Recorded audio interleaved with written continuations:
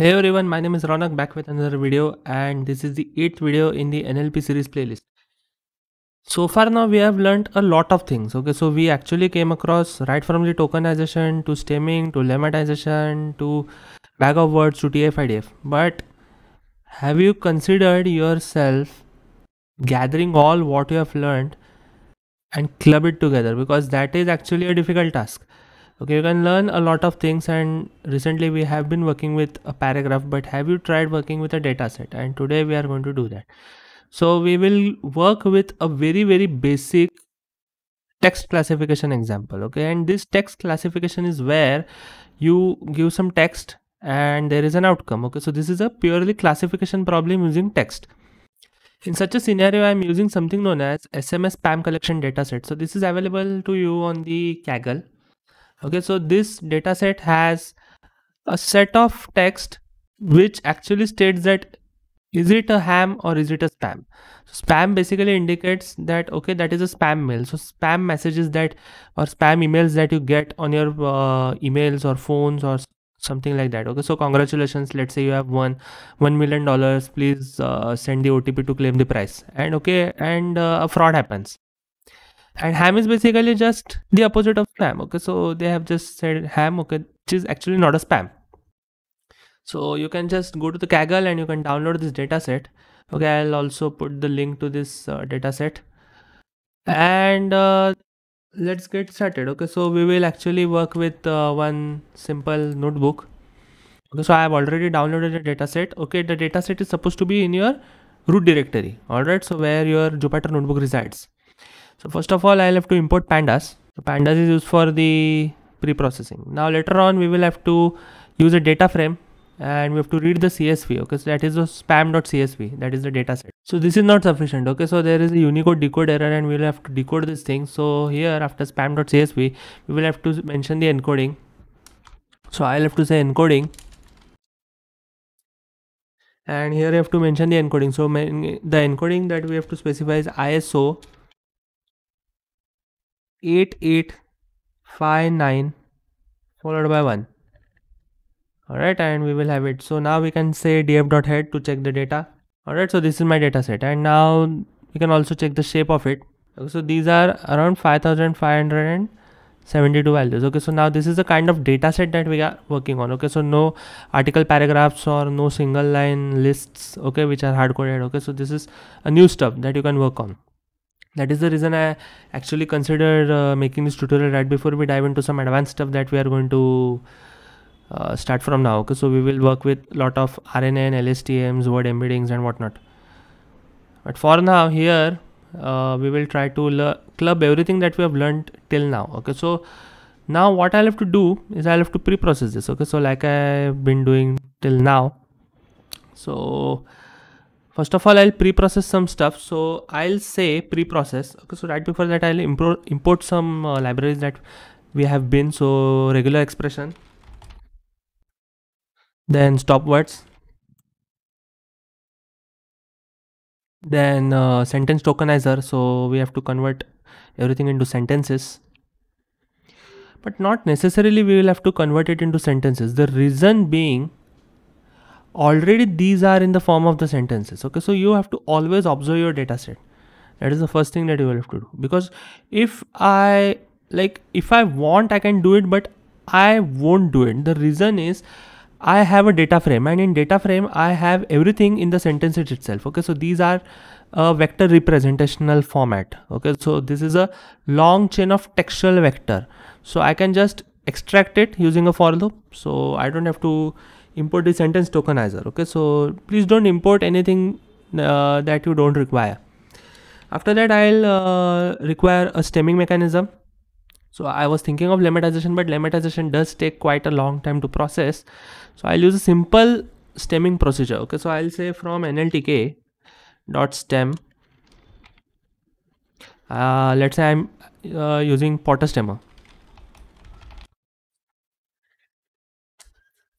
And now I'll have to initialize the Potter stemmer. So I'll say PS is equal to Potter stemmer. And we are done. Okay, so now we will have to use the text pre-processing. So I'll let's say pre-process text, make a list.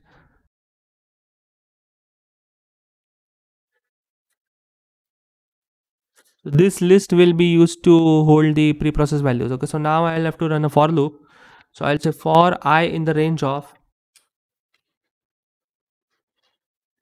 so considering the length with let's say data frame with the column of v2, because v2 holds my textual data.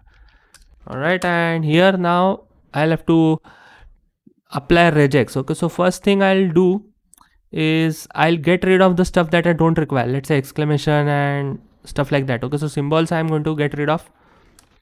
So I'll say, let's say important stuff.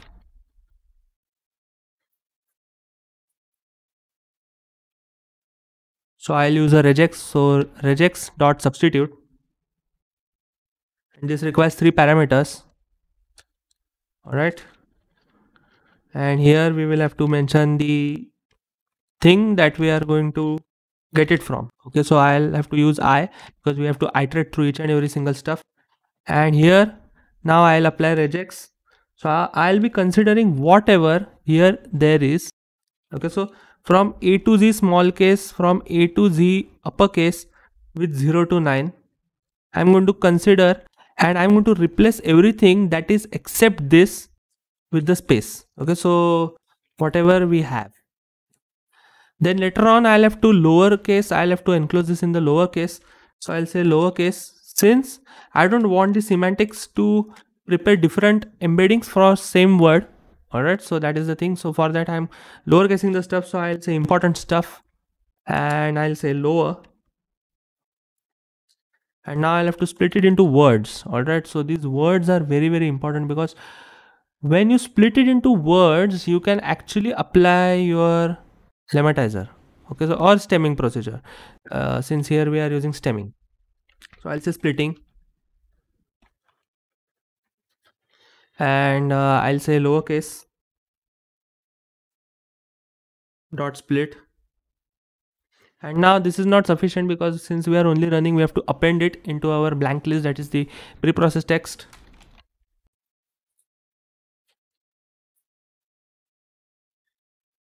And we have it. Okay, so our for loop is done, and now I will have to assign this preprocessed text, all right, to the data frame. So what I'll do is I'll set df with the v2 is equal to the preprocessed text. Okay, so I am just making things quite much more easy, and now I can say df.head to check the data, and I have it. Okay, so each and every single word I have got. So now this is not sufficient. Now we will have to apply the Potter stemma. So again I'll make one for loop. So I'll say for I in range. Okay, so I've actually separated both the things for your better understanding, because that was the thing I took into consideration. So now I will have to derive the length of the v2.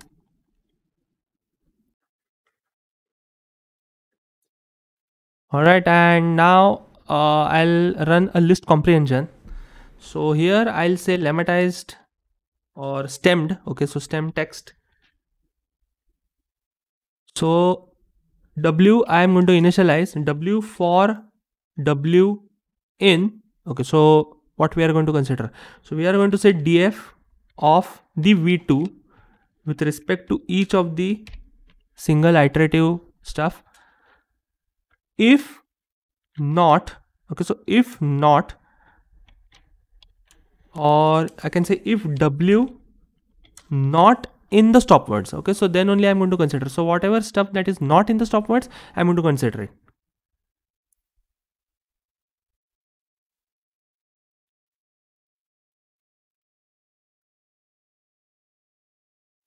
Alright, so and these words are English, and now I'll have to stem this.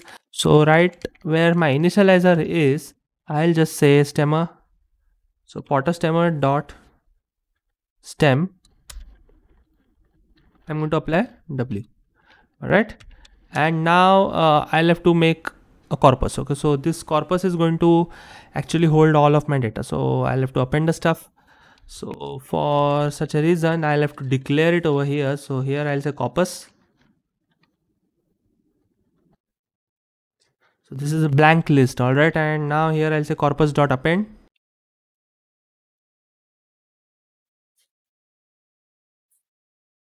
and it takes stemmed. Alright, and this actually takes quite a time. If you are using a lemmatizer, it also takes more time. Okay, so it depends on the value. So if you have a very massive data set, this pre-processing is going to take a long period of time. Okay, so yeah, so stemming actually happens quite quickly as compared to lemmatizer. That is the reason I only use it. Okay, if you have very high computational power, I would recommend to try that. Okay, so not an issue. So now I'll check the corpus. So this is the corpus. Okay, so I actually forgot it to join, so I'll have to join it. Okay, so because we have to club everything again once into sentences, because these sentences I'll be vectorizing. So I'll say joining, and I'll put a space. I'll say dot join, and I'm going to give it stemmed, and here I'll pass joining.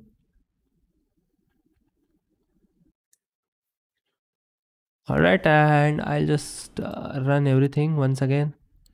So I have my corpus and it is very long, so I'll just comment this out. Alright, and now I can check the, let's say, shape of the corpus. Since it is a list, okay, so I won't bother much at the moment because I'm pretty much considering the TF-IDF. So now I'll move with the TF-IDF. Okay, so now we will have to convert this right before giving it to our machine learning model in the numerical format. So for that I'm going to say x is equal to, and I'll be giving it my corpus. So right before that I'll have to import it. So I'll import the TF-IDF vectorizer from the sklearn feature extraction.txt. So this vectorizer is responsible, and then I'll say TF-IDF. So I'm just making an object, and here I'll say TF-IDF vectorizer. Alright, now the next step is to fit it. So I'll say x is equal to TF-IDF dot fit transform, and this is actually going to take my corpus. Alright, so here I'll say corpus and to array.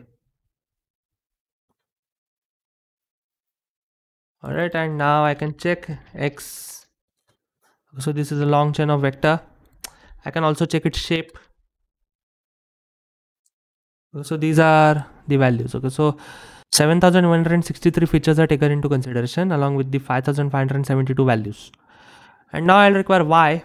So I'll say y is equal to df, and I'm going to just extract the v1, that is my first column, and I can check the shape. So this is just the spam and ham values. Alright, yeah, we have it. Okay, so our data is ready. Now comes our machine learning phase. So now we will require the trend split. So for that I am saying from sklearn dot model selection,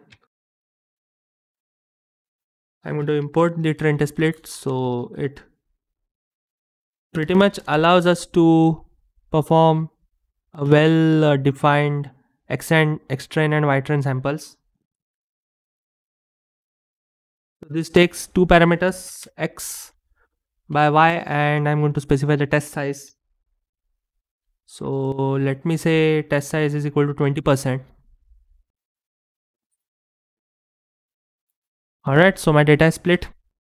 Now next step is the model. So I'll be using the naive Bayes. So I'll say from sklearn dot naive Bayes, I'm going to import the multinomial NB. Okay, so this is my model, so I'll have to initialize it. So I'll have to say model followed by multinomial NB. I'll just go with the default parameters at the moment, and now I'll say model dot fit, which takes two parameters, that is xtrain and ytrain, and we have it. Okay, so my model is ready. Now I'll say ypred is equal to model dot predict, takes my x test, and I have it. Now I'll have to check the accuracy. So I'll say from sklearn dot matrix, I'm going to import something known as accuracy score, and this accuracy score is going to take my ypred followed by ytest. Okay, so it is 97%. Very good. Yeah, so we are pretty much done with it, and now I'll make a small prediction mechanism in order to to check, okay, so if we give our text, how it reacts. Okay, so I'll say text1, and I'll intentionally create a spam. Okay, so I'll say congratulations, you have won $1 million.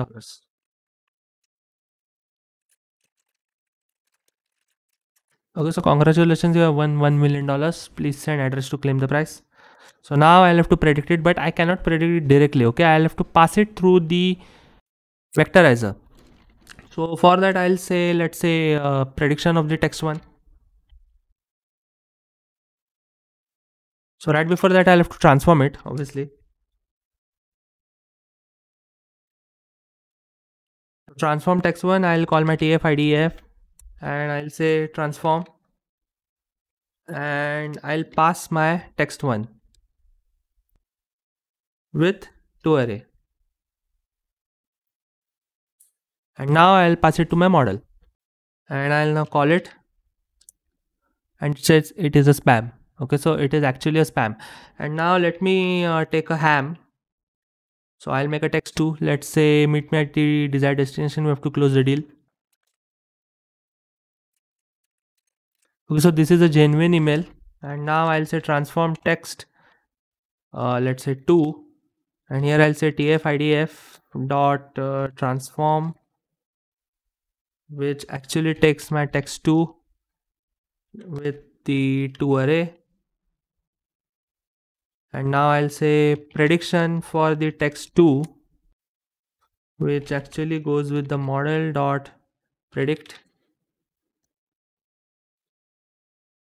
takes the transform text2, and now I can just call my pred text2.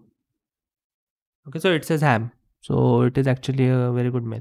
And you can save these models, but one thing you have to always remember is you will have to also save the TF-IDF embeddings. Okay, so without saving the TF-IDF embeddings, you cannot use this model once again.